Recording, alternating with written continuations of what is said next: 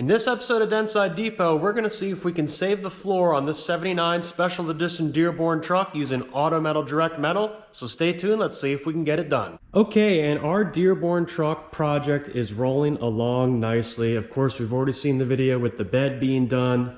The frame has also been stripped and is ready for paint at this point. I'm just waiting for the weather to warm up a little bit. But now we are at the point where we need to do the metalwork on this cab. Now, the good news is this cab is actually in pretty darn good shape. And if you wanted to see the interior video on this truck, don't worry, that's going to be posted later on as a full restoration video from start to finish. This video, we're just going to do the metalwork on this cab. So you can see that this cab is in really good shape as far as the window channels are concerned. All that metal around there is very, very nice. The drip rails are nice. The back of the cab is nice. It does not need cab corners. It really doesn't need much work at all.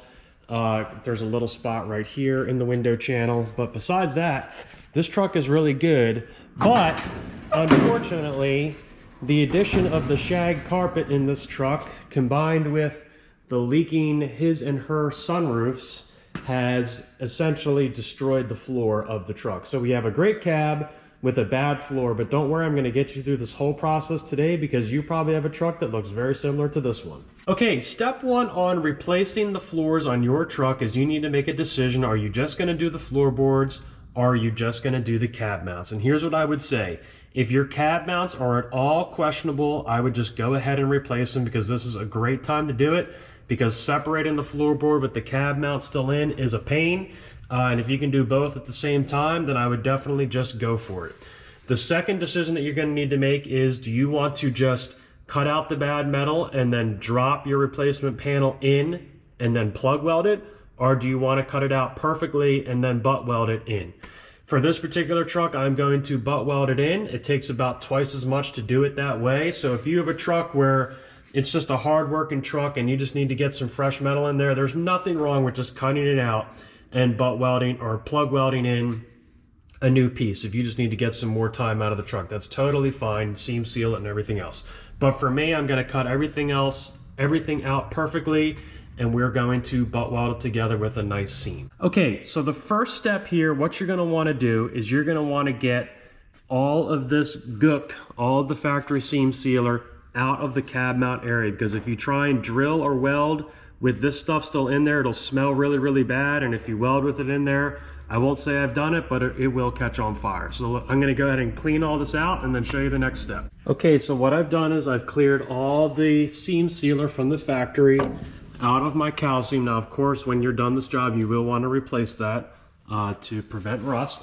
But what I'm going to do next is I want to start separating my first cab mount that I'm going to do, and you want to do these one at a time. I've also created a storyboard that shows exactly where the cab mount should be on center in relation from one side to the other.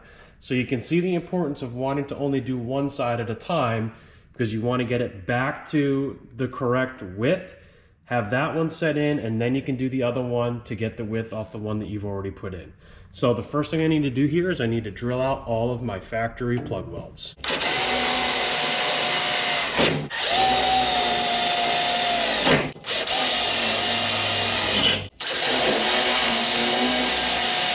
Okay, and you can see where all the factory pinch welds are because there will be a divot where it was pinched together. Okay, so now what I want to do is I want to start separating the cab mount from the actual cabs. Okay, so now you can see my seams for my cab mount are separated. And I forgot to mention, you can definitely use an air chisel once you got yourself started there to help make it easier. So the next thing you need to do is decide how much of the floorboard you're going to cut out. So let's take a look at it here. Now for me on this particular truck, it's going to be the whole thing because all the metal is weak or rusted out. So what I like to do first is I like to get a big chunk out of the way. I like to get the cab mount out. So what I'm going to do is I'm going to zip it out with an air saw right here, just roughly, okay? And then the top, I'm going to probably hit it right about here with a 4-inch whizzer wheel. And get the cab mount out of the way, and then evaluate all the metal that I have and see how strong it is. You can see how much metal the Auto Metal Direct floorboard has. It goes enough to go all the way to the top, and then you can decide where you want to weld it in. So let's go ahead and start cutting it out here. When you do this, you want to make sure not to cut up near the cab because that's where the support's going to be. So stay away from this section right here when you're cutting.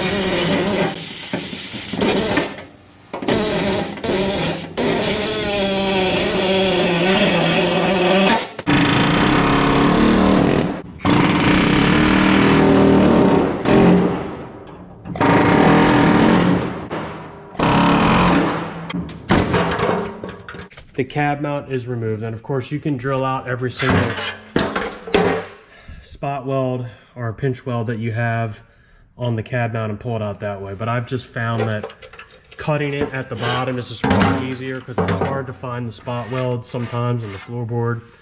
So I usually, like you can see, I drill them all on the top side and the top, and I just like to cut the floorboard out right there since I'm replacing it anyway. So you can see this cab mount is obviously no good. I mean, it's smoked right there, so you're not saving something like this. So that's gone, and we don't have to worry about that anymore. Now, the reason I wanted to save my metal and do an evaluation here is see how much I got left, and then make a decision of what I want to do with the rest of my project here. And I think the truck has pretty much made the decision for me. I'm gonna go all the way up to the top seam because metal is it's just weak all over the place on this particular floor. So I want to put in as much new metal as I can.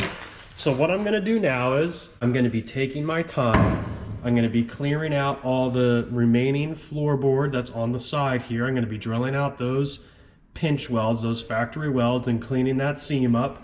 And then I'm going to be marking and slowly cutting to the size that I want around the rest of my floorboard, maximizing the amount of auto metal direct metal that I'll be putting back into this truck. So the floor pan is now in, roughly ready to go. There's a couple more spots I need to make a little bit more cut, but I had a lot of rust issues around. So this was the most I've ever had to cut out of a floor pan. I usually only go up to like right here or so, but this one I had to go all the way up. So what I'm gonna do is I'm gonna take this back out now that it's ready to go, and I'm gonna buzz all of the edges and everything that need to be buzzed. The way I cut it was I had the floor pan in and I screwed it to the remaining metal that was out, and then I cut it out while it was still screwed in. And this piece is, I left a little bit extra because it's gonna have to go down after I weld everything in. So I'll have to cut that a little, trim that a little bit once I start welding and tacking everything in. But it's ready to go. So I'm gonna buzz everything down, and then I'll bring you back for how I start to weld it together here. Okay, so I'm all set up here and ready to go. So what I'm gonna do is I have all my gaps set for everything that I need. I'm going to start tacking this side in a little bit at a time, and then work my way around, getting everything to exactly where I know it needs to be, and then I'll do the sill right here. So I'm going to start working on this, and I'll bring you back once those welds are done. Okay, and it is now the next day. I just ran out of energy for filming yesterday, and we have this side in at this point, and you can see that it is butt welded all around these seams right here, which is what I prefer to do. And then of course from here you just got to grind it down a little bit. You can see in the back now, obviously this section isn't done yet because I need to fabricate a patch panel there, which we will do here shortly. And you can see this is really solid at this point. You can see how the cab mount is welded in, so let's go around and take a look at that side. Okay, so the way I put the cab mount in is I vice gripped it right here, and then I took a block of wood and smashed it in with a hammer until it gets all the way flush with the floorboard that you just put in, which you can see right here. I put a couple spot welds here after I drilled the floor. I marked it and then drilled out the floor and buzzed off the powder coat, the E-coat, and same thing across the bottom, just a few spot welds there and a few underneath. and that's really all it takes, and you're good to go at that point. I mean, that's plenty of plug welds. It's not going anywhere like that. It's super strong, and it's lined up within about a 1/16 of an inch of where it should be. So we're good to go on this side, and that's essentially the process. One other thing I want to show you on the floorboard is technically this part of the floorboard should be flush, should be connected flush and butt welded right here. But the way I like to do it is just cut this out, and basically you're mimicking the factory seam where the floorboard goes on top. So I just smack it down with a hammer a little bit to give myself some space, and then after I weld it, I'm just gonna pop this back up with a hammer so it's essentially in the same spot, and it's still within, you know, less than a 1/16 of an inch of the height that it should be. Okay, and fast forward, we are now on the beginning of day 4 of our 79 Ford full floor replacement. Basically at this point, I've made this project way more difficult than it needed to be, but that's because I want it to be right when it's done.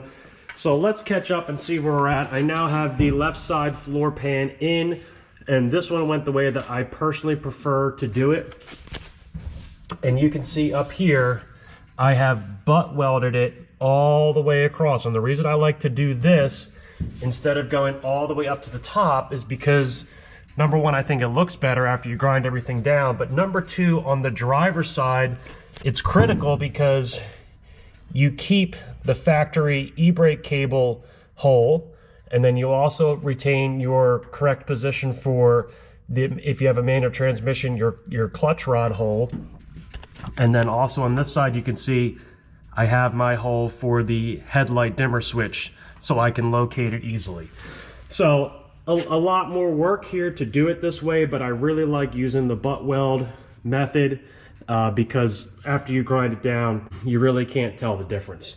So unfortunately, and I thought this might be the case, the metal here in the middle for the trans tunnel was also no good, but it just so happened that the freewheeler I have in the backyard, that entire cab is completely smoked except for this part. So I cut that part out of that cab, and I welded that in. That added an extra half a day of work.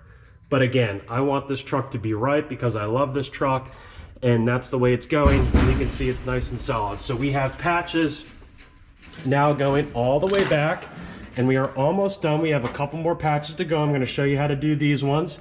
I also did this right here. Okay, that added a lot of work. And the way I do it is I make a cardboard template first, and then I cut out the piece of metal and then obviously weld it in. Now, another thing that Auto Metal Direct offers is you can buy a sheet of 20 gauge metal, which is what I got here, and that makes it very easy to do your floor patches. Or if you have extra floorboard material, you can add that as well.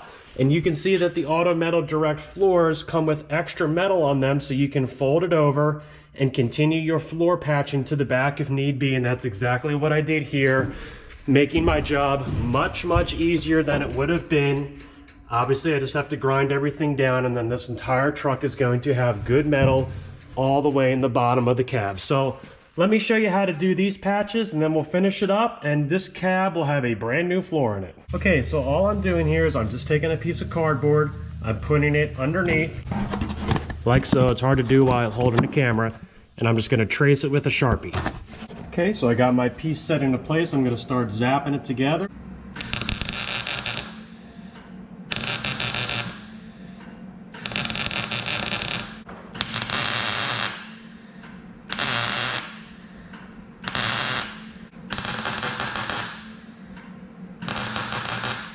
Okay, so I'm gonna keep going with this weld here, and I think what I'm gonna do is I'm just gonna bring you back at this point when the whole cab is done and show you how it came out.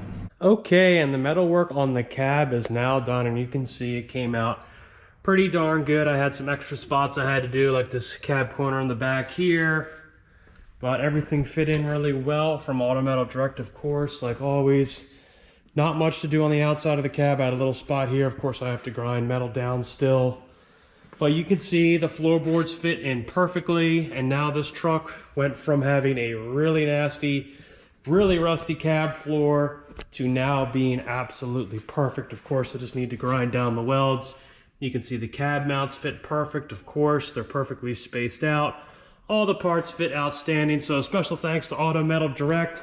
Parts always fit great, and yet again, they did on this truck as well. If you like this episode of Dentside Depot, remember to like and subscribe and keep restoring those classic trucks.